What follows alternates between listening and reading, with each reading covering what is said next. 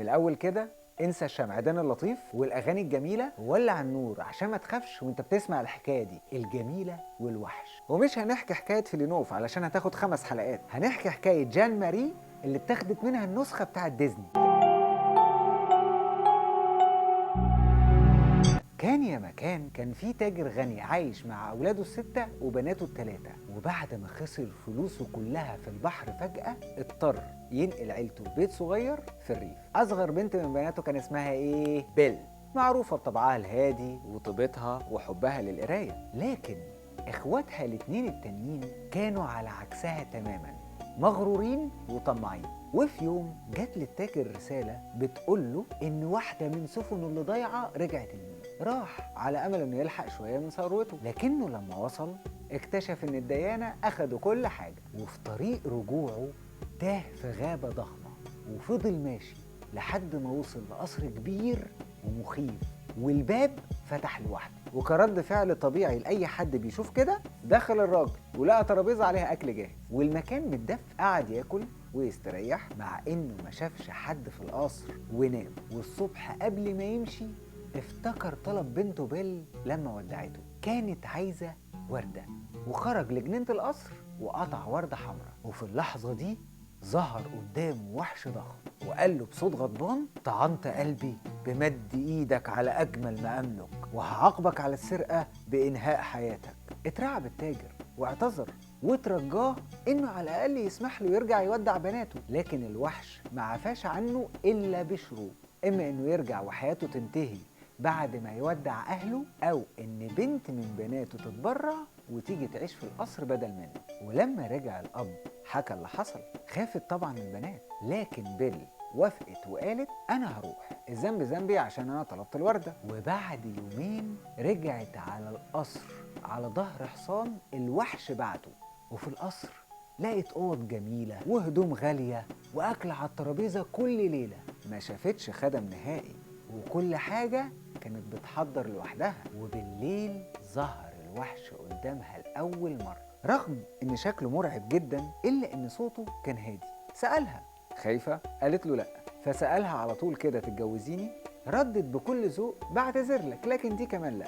شكرها بلطف ومشي. مرت الايام وكل ليله كان بيجي يسالها نفس السؤال وهي ترفض، وكانت شايفاه انه طيب علشان هو لحد دلوقتي لا اذاها ولا جه جنبها ولا حتى لمسها. واليوم كان بيمشي كالتالي في القصر: بيل النهار كله بتقعد تقرا وتتمشى في الجناين، وبالليل هي والوحش بياكلوا مع بعض في هدوء. لا علمته الرقص ولا لعبوا في التلج ولا اي حاجه من اللي شفناها في الكرتون. والله العظيم الناس دي عملت من الفسيخ شربات، وانا بحييهم فعلا على ده. المهم بعد شهور بيل طلبت من الوحش ان هي تزور عيلتهم علشان تطمن عليهم.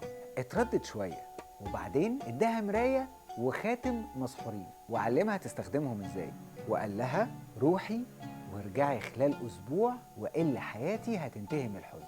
وافقت ووعدت انها هتجيله تاني. ورجعت بيل لبيتها ففرح ابوها بيها، لكن اخواتها البنات غاروا من اناقتها وسعادتها وخططوا يخلوها تتاخر بعد ما سمعوا شرط الوحش انها ترجع قبل اسبوع. فعملوا تعبانين وقعدوا يعيطوا عشان تقعد جنبهم لحد ما يخفوا. وعدى الاسبوع من غير ما ترجع. وفي الليله السابعه بصت بيل في المرايه السحريه ولقت الوحش واقع على الارض في الجنينه ما بيتحركش. صرخت من الفزع ولبست الخاتم السحري في ايدها ولفته زي ما وصف لها الوحش. فرجعت فورا للقصر وجريت على الجنينه، لقيته خلاص بيحتضر. نزلت جنبه وقالت: ارجوك ما تسيبنيش، انا بحبك مهما كان شكلك. وساعتها اختفى شكل الوحش فجأة وظهر أمير جميل مكانه. بس كده؟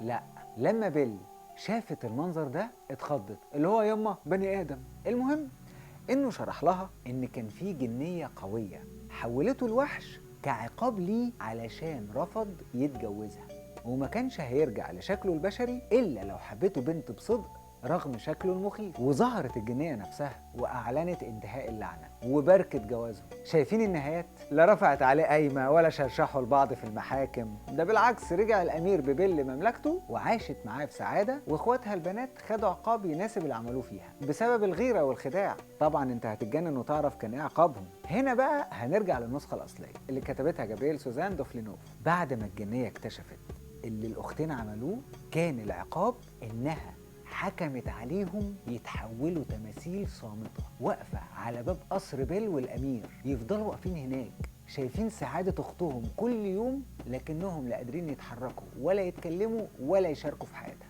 واتكتب عليهم يفضلوا كده سنين طويلة لحد ما تتغير قلوبهم ويختفي الغرور والحسد منهم بالكامل. ساعتها بس ممكن يرجعوا لطبيعتهم البشرية. أنا افتكرت لما أختي اقترحت عليا الفكرة بتاعت الموسم ده إني هعيد قراية القصص الأصلية وهرجع عيل صغير واتبسط، بس والله زي ما انتوا شايفين كده كل مرة بخسر جزء من طفولتي، بس الصراحة بكسب معرفة وخيال ما كنتش أتوقع إن أنا أهتم بيه. فلو عجباكم القصص ادعوا لي، ولو مش عجباكم ادعوا على أختي وحاولوا تقروها، ولو ما عرفتوش أديكوا خدتوا مختصر مفيد عنها، يمكن يساعدكم الفيديو ده في يوم من الأيام.